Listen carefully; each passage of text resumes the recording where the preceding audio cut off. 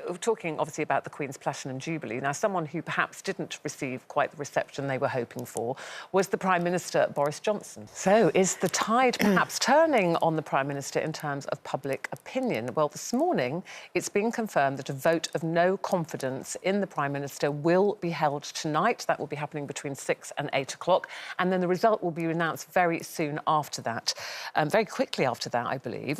So, who knew? There we were watching him going into the service of Thanksgiving for the Queen, St Paul's Cathedral, Saturday morning, boos from the crowd, and now he's facing this vote of no confidence. It has been rumbling, but they have to have 15% of the party, yes. And so, Graham Brady announced today that that vote will be happening tonight. Now, he will remain as Prime Minister. If that vote goes against him, he remains as the Prime Minister until the party choose a successor. So a deputy would stand in? No, Boris Johnson will stay. Oh, there's no Prime deputy. Minister. I see. Until they I was wondering about that, yeah, until they choose. I don't know how long that takes.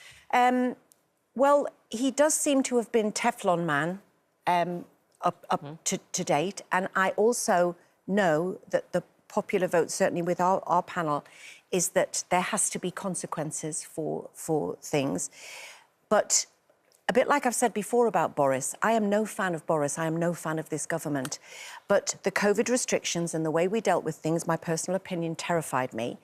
And I would rather have the devil I know at the moment, because I am too scared of the alternatives. I mean, Jeremy Hunt is being mooted, and he would have had us almost sellotaped into our homes during that. And mine is very, very much based on if there was a resurgence and they tried to grapple control again. And I'm terrified of who's going to be there. Well, you mentioned because Jeremy at least Hunt. Boris got us out of the situation. Yeah. You mentioned former Health Secretary Jeremy Hunt. You mentioned him there. He has tweeted and says, Conservative MPs know in our hearts we are not giving the British people the leadership they deserve. And he says, today's decision is a change or lose. I will be voting for change. What, and Jeremy Hunt would be the person for us, would he? I don't think so. So I am more terrified of the alternative, I think. Yeah, it seems an odd time for this to be happening when there's so many things going on, cost of living crisis, a war in Ukraine. But isn't it good at least to, regardless of who comes in, and to your point, I'm not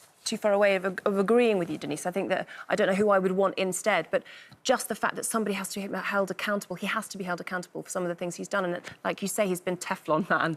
Nothing stuck, all of the accusations against him and all of these things, he's still there. And it feels somehow, I don't know, listen, I don't know if that's representative of the entire country, that booing, but to watch that and think that this man is still going to stay in place and nothing's going to happen, it feels wrong somehow.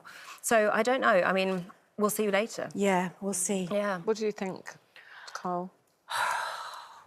Love Island's on Monday. That's something to look forward to. We had that discussion last week, didn't we, where most of us on the panel just said we're just I'm just tired of it. And the thing is, no, but unless it's Boris, we care. Boris, and I understand all the things he did wrong, and he should be responsible for it and own up to it and all of those things. But I also think he did pretty good job at the beginning, you know, in the first lockdown and all of that. I don't think any of them would have done it any differently. I mean, we did. We were ahead of the game. And I don't trust any of them. They all talk a great game until they're in power, and then you go, oh, you didn't say that before we voted. It's always interesting as well with the leadership vote, isn't it?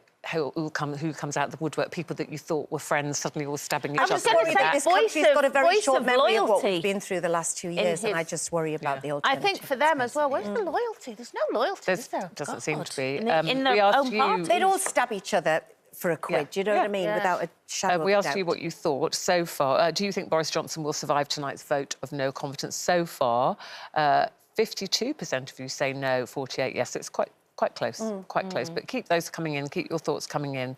That is literally just broken this morning.